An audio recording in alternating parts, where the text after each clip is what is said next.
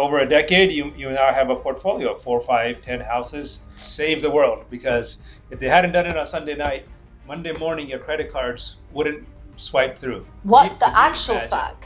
Always amazing, and you know, what did you call it? Always AI, the definition? Always incredible. Always incredible, yes. How do we help people who get denied, who get rejected by banks, who get discriminated against? How do we help them? My wife's amazing. She handles all that. Let's level the playing field. Let's give you an AI that can effectively give you the same negotiating power. It gives you the same cash level power. But they don't realize that that's not your AI. Your personal AI is your data set.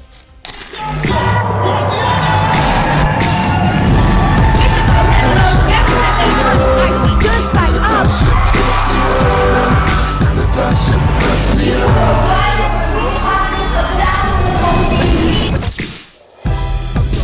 Natasha Graziano. Natasha Graziano. Natasha Graziano. Natasha Graziano. Natasha Graziano. Natasha Graziano. Natasha Graziano.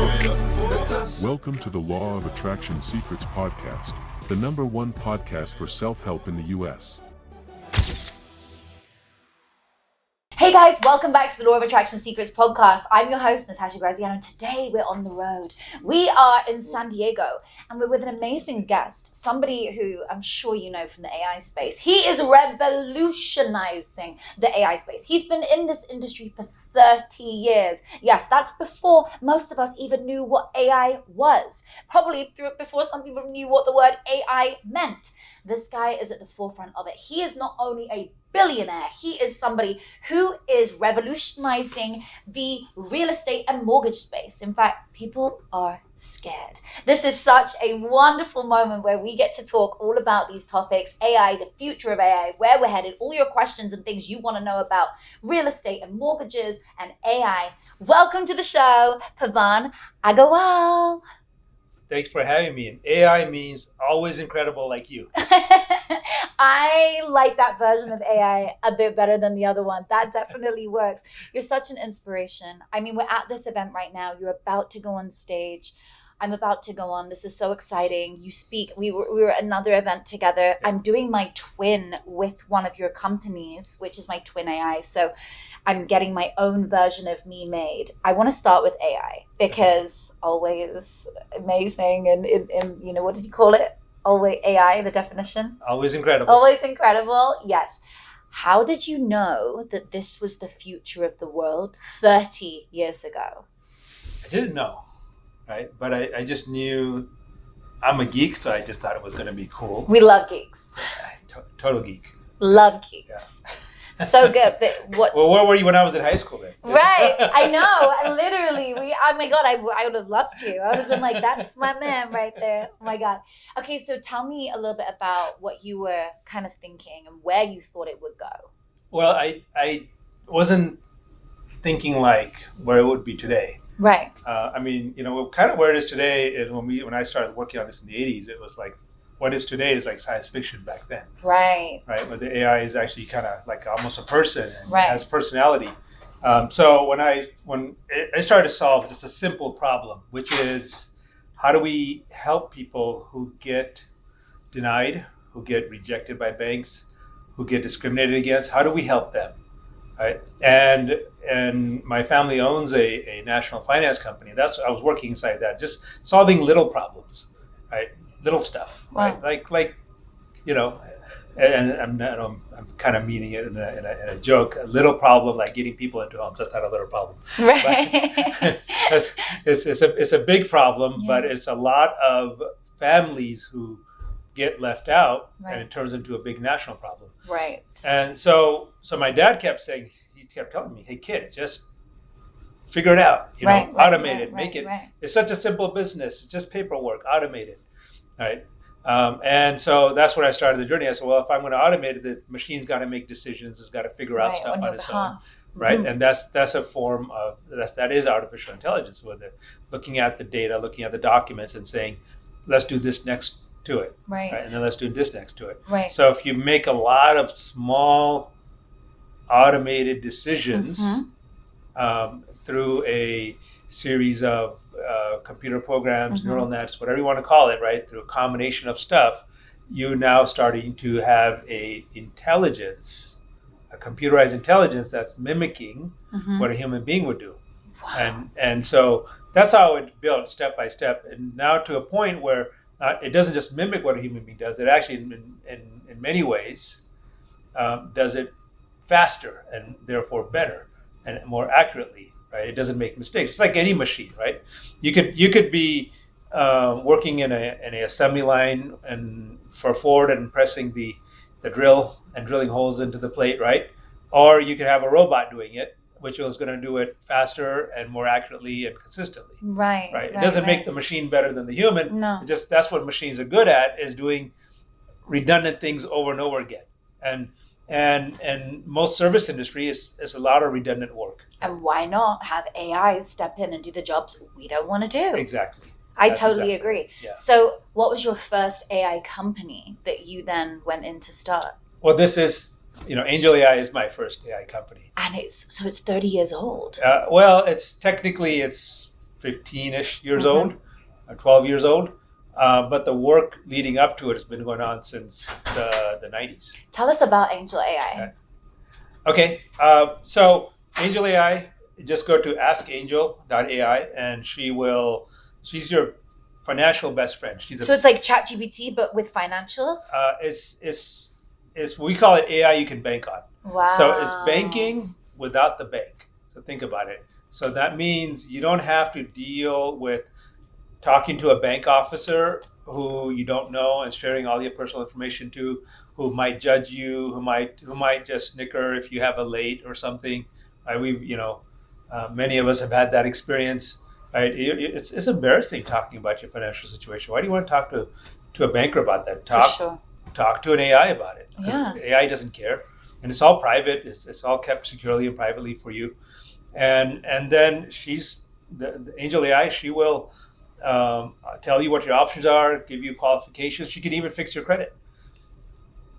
You were telling me this the other day. You were like, it can fix your credit. Well, anybody who needs to fix their credit, I know there's a lot of people out there, because whenever I ask an audience who needs to fix their credit, half the audience raise their hand, and we do it with their eyes closed, and they're like, me. Yeah. So how does somebody go about it? What does your AI do? Obviously, it's a super high profile software, but it does something that fixes it? Yes, and here's the thing. Fixing your credit is a very burdensome process, right? It's very kind of a lot of details, and you have to be consistently following up with your merchant. Like if say you bought some furniture on layaway and they reported you late when it wasn't. Right.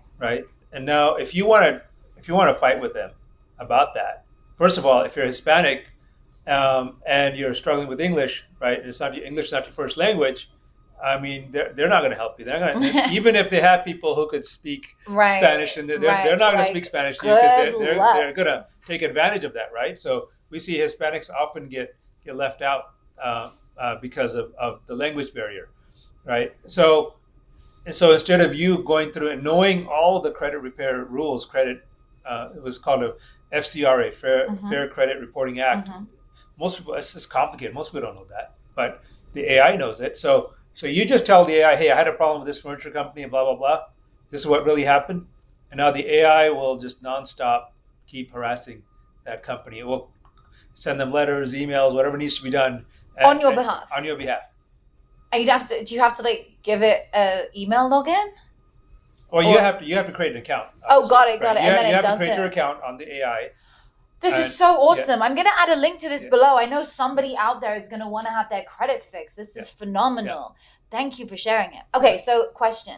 What inspired you to merge technology like AI and blockchain with the mortgage industry? And what was the moment that you knew it would change everything? Well, I live in Dorado, Puerto Rico, which is like of course you do. Which is like it wasn't like this when I moved there in 2012, 2013, and it wasn't like this. But sometimes like around 2017, like the entire crypto community moved there, Really? like all the big names of the original founders of Ethereum, the big Bitcoin guys, the Brock Pierce and all these guys just moved all at once. They discovered Puerto Rico and all moved out at once, and that's when, frankly, that was my first introduction to crypto.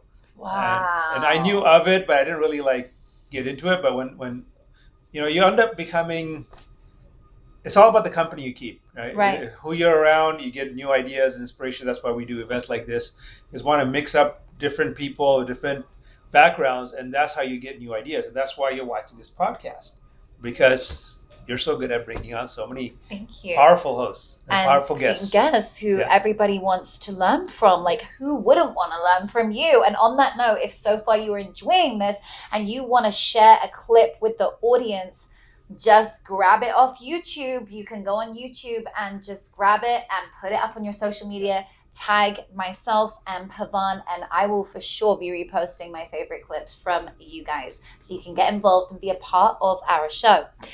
Okay, my next question. You steered SunWest through the 2008 crash. Yes. What lessons from that time do you still carry into your decision making today? And for anyone that doesn't know, what is the SunWest crash?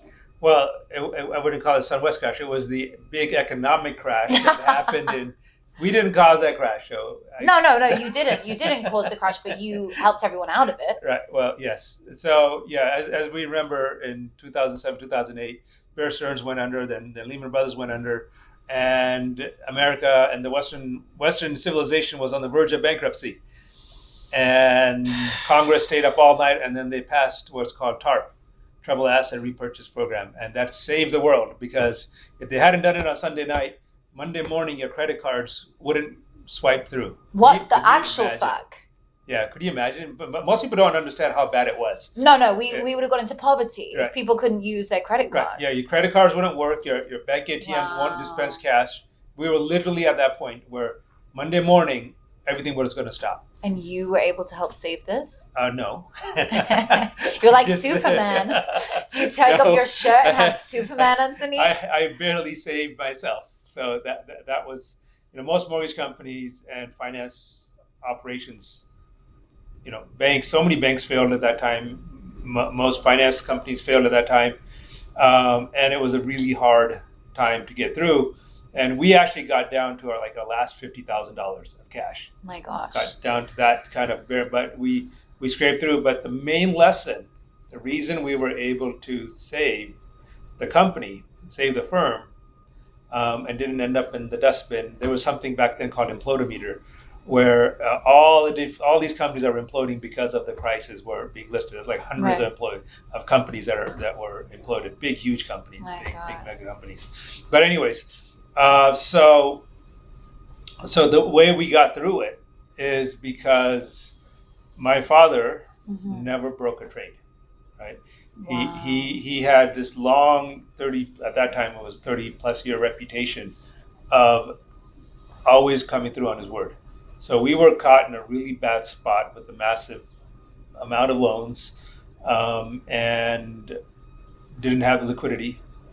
And one of our trading partners, because of that reputation, right, in the middle, imagine the whole world is on fire. The whole financial world is on fire. Everyone, you don't know who's going to collapse next. But because we gave our word, he took the trade and helped us clear out our position. My gosh. Right? And without a contract or anything, there was no time for contracts. No. It was just all on the word, all on our word. Right? So trust and honor is the most important thing. If you take anything away from this interview today, right? Don't always be ready to leave $1 on the table. Don't squeeze your trading partner for every little penny. Number one, right? Because it's a partnership. It's long term. Right. That's number one. Always don't just try to take everything for yourself. And number two, never even tell the smallest lie. It's no such thing as a white lie, or just trying to color something differently with people that you trade with and that you exchange money and goods with. Right? Just plain simple facts. This is what it is. This is the situation. This is how, what I can do, what I can't do. And if you say you're going to do something, just do it. Very good. Right? And because that, kind of goodwill and trust and reputation, it doesn't show up on your balance sheet. It doesn't show up in your bank account, right?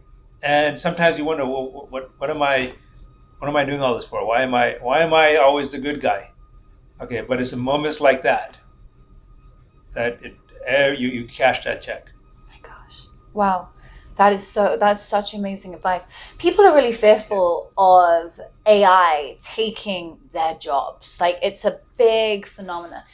How do you ensure and help people to feel better about that? And then it's not replacing them, it is just empowering them. Yes. I would say what they should be afraid of is not AI taking your job, is big tech taking your data. Because what people don't understand is data is the new gold. What does that mean? I mean, you may have heard that expression, may not have heard that expression, but everything that makes you special, right? Everything that makes your brand, that's your business, that who you are. Yeah. Whether you're Natasha, super celebrity, or whether you own a local pizza shop, right? You have a special, you're making pizzas, you have a special ingredient to the pizza. There's a special way you treat your customers. There's a special way you handle everything, right?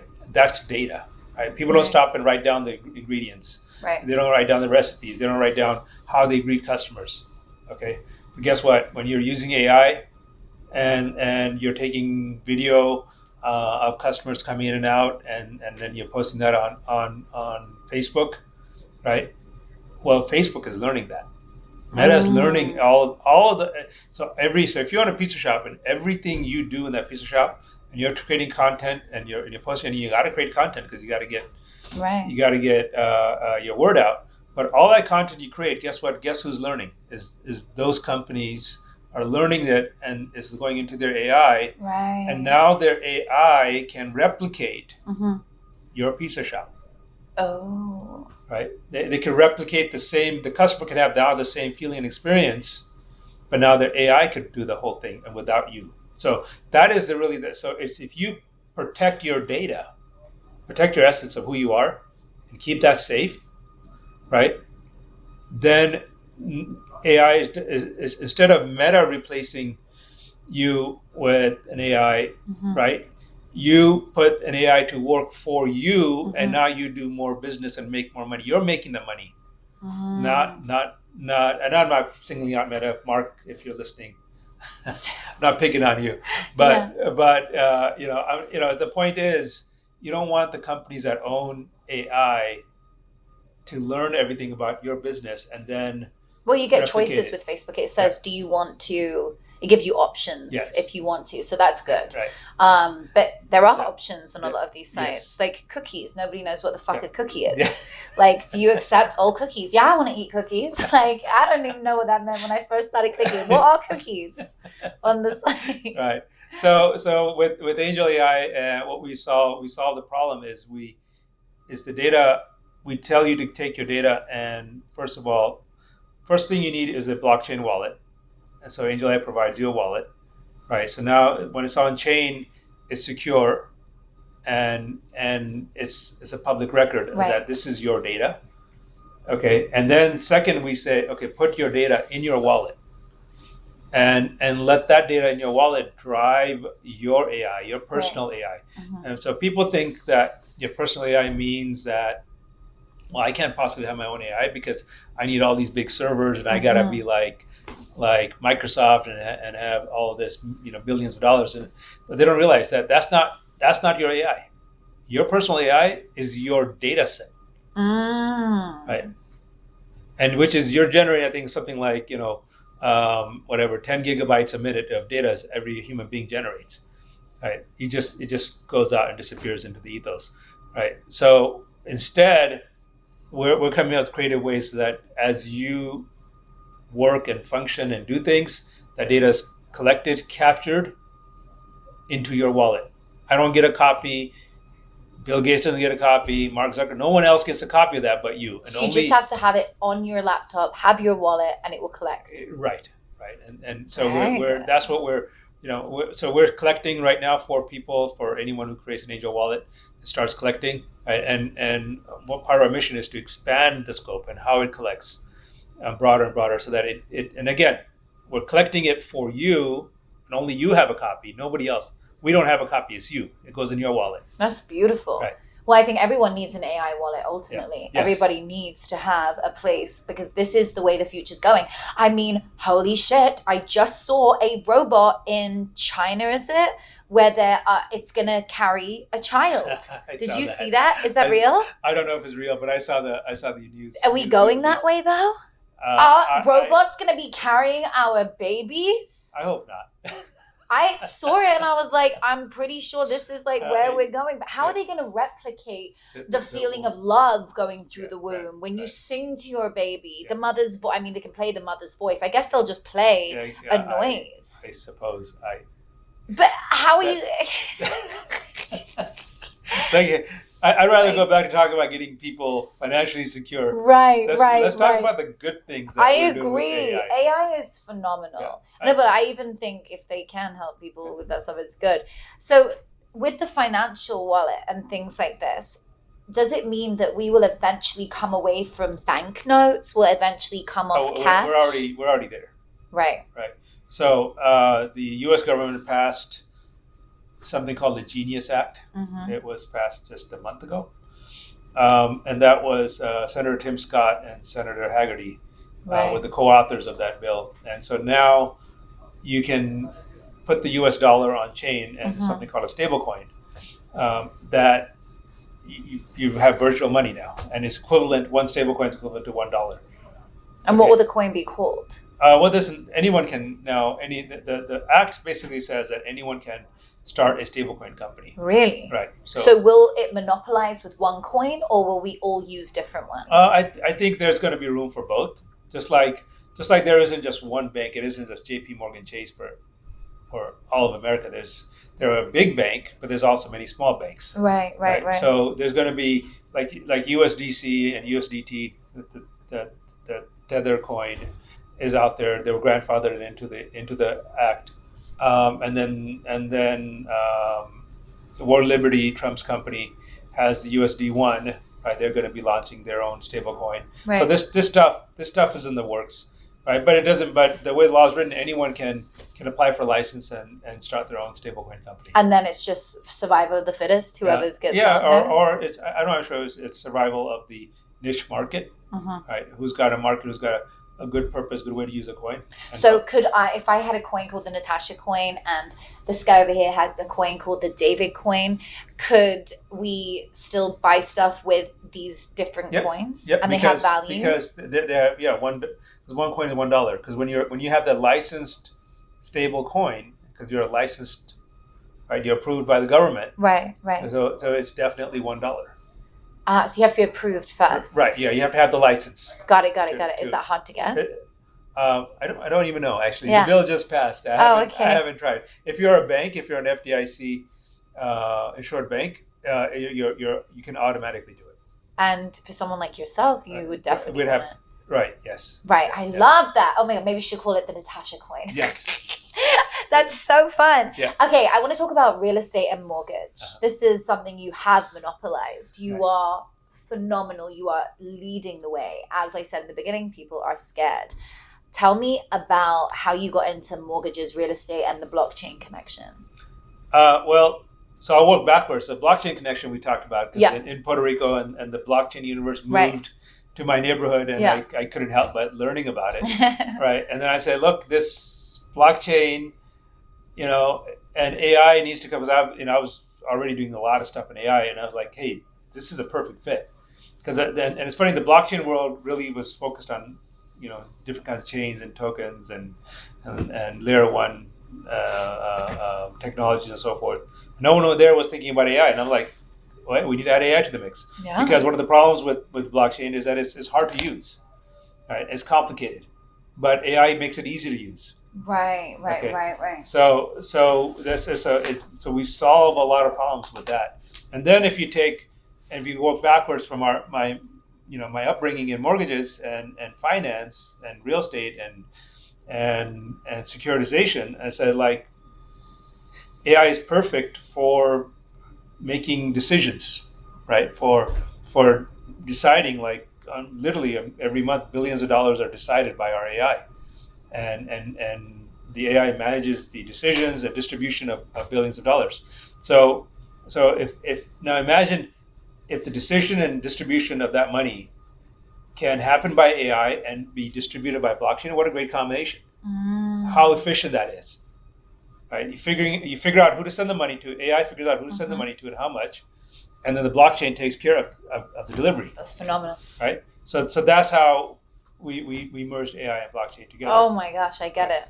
And then going into the mortgages and real estate, how did you start in there and take it to such high heights? Well, I was sort of thrown into it. By your father? By my father, yes. I mean, we grew up when we immigrated to the country. I mean, literally, he had $100 because the Indian government would only let you take out $100 back in the 70s. Wow. So that's where we started from, $100. So as kind of what happened is pretty close to exactly what happened, but not. I'm going to embellish the story a little bit here. Okay. So back in the 70s, HUD, Housing and Urban Development, they had a HUD repo program where you could buy foreclosed homes. And guess what? For how much? For $100. So it didn't exactly happen like this, but it's a good way to say it, that he took the $100 he had and he bought a house from HUD. Right? You could buy a house for $100. Is that the equivalent of like $10,000 today? Probably something. I mean, I remember the first house that we bought, that we moved into, because we moved to the country. We lived in this little tiny apartment in Norwalk, California. Don't even know where that is. Yeah, exactly. And then we bought the first house we bought in Cerritos, and it was like $15,000 or something like that. This was 77 or something, and today it's worth like $1.5 million or something. Like Whoa! That, right? So you could do the return on investment over that time, and along the way, that's the best thing about real estate. Is like, okay, the house value went up like 100-fold, right? And then on top, right, when we lived in it, we didn't pay any rent. Right, we're making the mortgage, but not paying rent. And then when we moved out of that house, we rented out, and now it's paying us rent. Right? So it's the best investment because you get money out of it, and the value keeps going up. That's absolutely true. Right. But the banker in me says I get the full disclosure. There's no guarantee that real estate home prices will keep going up. It could go any which way. Yeah. Okay, I love that. Honestly, but you're such a great person like that. You're so to the point.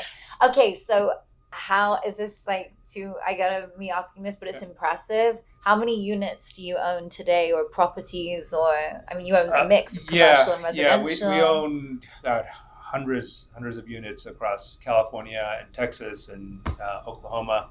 Wow. And my wife's amazing. She handles all that. I love that. Well, let me tell you, she has the man has the patience to do it. I don't have the patience, but wow. I did a lot when we were growing up. I mean, it's like we bought real estate and rented it out, and we didn't have any money, so we did it ourselves. I used to clean houses, clean bathrooms, paint, mow the lawn, whatever. Wow. Collect rent, right? Knock on doors, collect rent, and get yelled at. And I was this little skinny, 100 pound, 5'2" kid collecting rent. But I guess they felt sorry for me. No one beat me up, thankfully. Wow, yeah, good. There's you no honor. made it through. There's no honor beating up the little 100-pound skinny kid, right? Yeah, no. You made it through, and here you are today. So if somebody wants to get started in real estate today, and they are on a first time maybe, or they just want to buy their first unit, where do they look? What do they buy? Commercial, residential, a 1-bed, a 2-bed? What do they go to? Well, the first house that you should buy for yourself. So if you're renting, you could, hopefully you could find a house that's more or less equal to the rent that you're paying. Wow. Okay. So that's the first thing you should do. And people think, oh, I gotta save up a lot of money and so forth. But the reality is you don't, because there's down payment assistance programs that are available almost, I think actually in every state in the country, in the union, right? So you can you can literally get into a house with zero down, no money. Because there's all these different government backed. And your credit system on Angel AI can fix it. Right. So if you need credit for it. So what you need is a stable 2 years history of income. Yeah, you need to have enough income to afford the payment, right? And if you have that, then you can buy the house. And then they'll support you with helping on the down payment. And the government, there's lots of different government assistance programs. It's This is the first time I've ever heard this. Why did I not know about Yeah. the assistance when I'm spending all my own money? Right. I love. Soon we're having Julio Gonzalez, one of my good friends, on the show, and he talks all about tax and grants and it's the same vibe. There's so much knowledge there for the world, and you've just shared it. Okay, so what's next after that? Yeah, so so when you buy your own home, the government programs will give you the down payment if it's for your own home, not for investment. Right. So so the way I've seen what we did and what a lot of people do is they buy their own home. Now they're saving all this money because now you're also saving on your taxes, right? Because you could write off your mortgage interest deduction, which is huge. People underestimate that. It's a massive amount of money you save that you get right back every year now. Okay, so then you wait, you build up equity. You when you want to buy your second house, okay. So what a lot of people do is you move up, right? You buy the first house, little house, it builds up equity, leave that there, and then you save up money and you buy a second home, right? And it's also, and you move into the second home. Now that's also owner occupied. So you do this for a year or two, you live, save, you buy another home, a little bit bigger, right? Now you're starting to build slowly a portfolio, and you rent the first one out. Now you're collecting rent. Now it's working for you. You're making money in your sleep. Now you own the second one, right? So it's a slow, steady process. Wow. Right? And then and that's sort of like a kind of a tried and true method. I mean, there's more aggressive ways. There's a lot of people with other more aggressive ways to do it.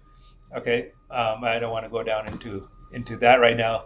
But a simple, safe, slow, steady process is this one. This is beautiful. And over a decade, you now have a portfolio of 4, 5, 10 houses, and that's all making money for you. You're still doing your day job, whatever it is, like being a superstar like you, and you build all this wealth for your family, and it's staying intact, right? And one thing you got to be careful about. Well, I'll back up for a minute.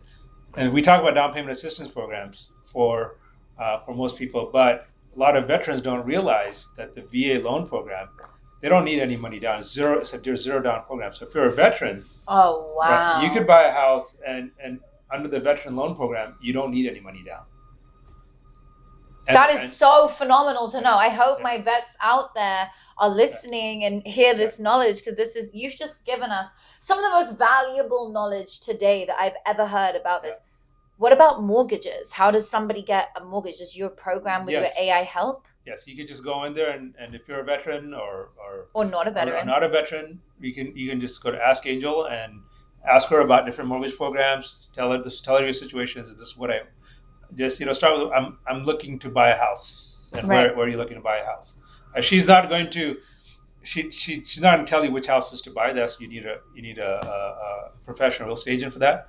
But more importantly, though, she gives you the cash to buy the house. Right? You want to be able to walk into, if you see the house that you want to buy, you want to be able to walk in there with a briefcase full of cash, and say, okay, here's my briefcase full of cash. I want this house. Oh, how much power do you think that puts you in negotiating your offer, right? Because it gives you a lot of power when you actually have that cash, right? So when and that could be digitally as well. That's what Angel AI basically gives you, in essence, digital cash. So she gives you a blockchain-based token that's committed to that money to buy, whether it's $100,000 or $1 million, whatever it is, you get this commitment in a token, right? That will be accepted by anybody. You put that in the offer, like, I got the money. It's cash. It's like a cash offer. Are you showing a token literally? No. You just on. What happens is technically is on the purchase contract you check no loan contingency, right? So that means no loan contingency means you will get paid. The full house amount. Right. Yeah. For whatever the purchase and Angel 4, 5, 10 million. Whatever Angel approved you for. This is so fascinating. I'm like wanting to buy more houses. I'm like, this is a whole different way of doing it. Yes, it's right. What buyers don't realize is that the negotiating power cash buyers have. So there's a lot of cash buyers out there, especially a lot of money coming in from 30% of U.S. real estate sold to foreign nationals because money comes into this country. It's good for this country. It's good for the dollar. Yeah. We want people investing in America. Yeah. But the downside to that is that you now have to compete with them when you want to buy your house. Okay, so let's level the playing field. Let's give you an AI that can effectively give you the same negotiating power. That gives you the same cash level power, right? So you spend a few minutes with the AI, you give it the information, give her the document that she asked for, and then and right away, she's going to give you this what we call a true approval, and which is a blockchain lockdown money. This is fascinating. I know this is teaching somebody out there. You're a genius, Pavan. You are a genius. Oh my goodness. I love this. I mean, I've known that for a while, but you really are interesting. This is so helpful coming from someone of your status and who you are and what you've achieved. So my final question is, what are you passionate about right now? What innovations are you just told us what you're already working on, but what's coming next? What are you passionate about? Well, I'll tell you what I'm passionate about, and I don't know if it's right now or I think it's more like forever, is making sure people get a fair shake. And it's not, I don't worry about the top 2%. Right? The top 2% can walk into a bank and dictate the terms. Right? They're walking with confidence. But the rest of us, right, walk into a bank and are scared, intimidated, timid, don't have the confidence, right? So my job is to get that confidence in everyone, right? And to show you what we say, nothing is beyond reach. I'd have that confidence. So the AI, so you don't have to walk into the bank, right? It's banking without the bank, right? So you talk to the AI, and the AI gives you the confidence. It's going to tell you, and say, here's the money. You're approved for so much money, right? And it's going to tell you the right way to manage your money. Like one of the things I'm saying, we're talking about veterans, right? One of the actual stats we've analyzed for years is veterans are 3 times less likely to be approved than non-veterans. Yeah, it's very sad. Yeah, even though there's all these VA loan programs, Black borrowers are twice as less likely to be approved than white borrowers. Hispanics about 1.75. Right. So there's a lot. It's like I gotta get this product out into everybody's hands that are getting left out. And then there's the latest lending scam, banking scam that's happening for veterans, which I think is just awful. Is that some banks are exploiting loopholes in the VA loan guideline.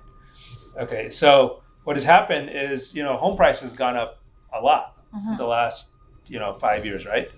And so there's a lot of veterans out there, you got a house at 6%, 7% interest rate, and what lenders are doing is saying, oh wait, but you got all this equity, so they'll get you into refinancing your house and maybe drop it from 7% to 6%. So look, I saved you a whole percent in interest rate.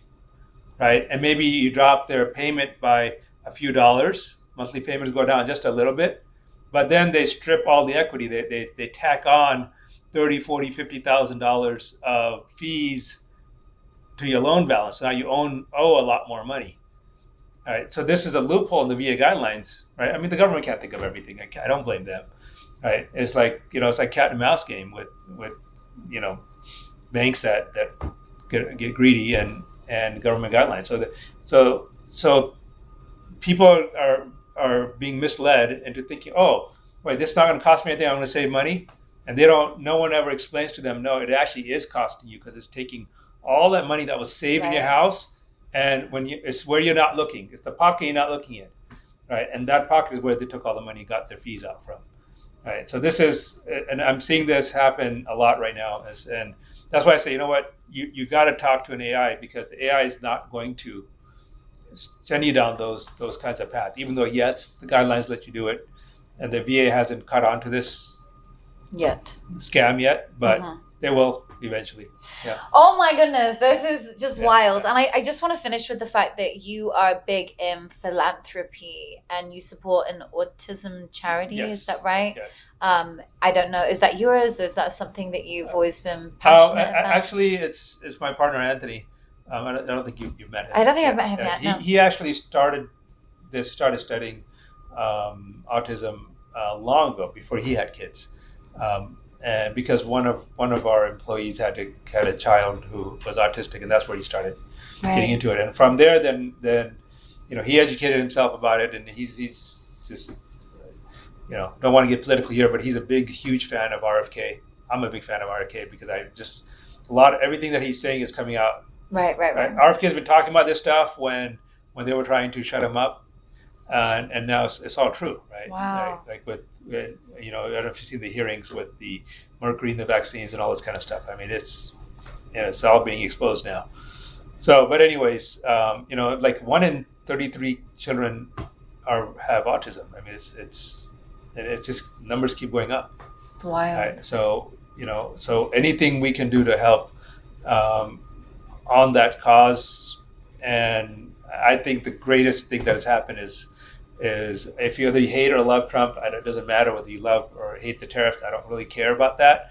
RFK is heading the health, HHS, So beautiful. which is because he is cleaning up all the junk out of our food, all the junk out of our medicines. Right, he's straightened this out, and that has going to have long-term huge benefits to all of us. So powerful. Well, thank you so much for sharing today. I love what you're about. I love what you believe in. I love how you're guiding the way for AI for the world and helping people to get houses and mortgages and real estate. I think this is so powerful. Thank you for being here. I can't wait to catch up with you again soon. Let's go rock that stage. And guys, if you've enjoyed today, make sure you share this episode with your friend. Who is that friend that you want to share it with today? Who is that person that you have on your heart today? Like, you know what? This is so good. Maybe it's your mom. Maybe it's your dad. Maybe it's your child. Maybe it's your bestie. Whoever that person is, go and send it to them today. As we share, we grow and we receive. And I'll see you again back with an awesome guest next week.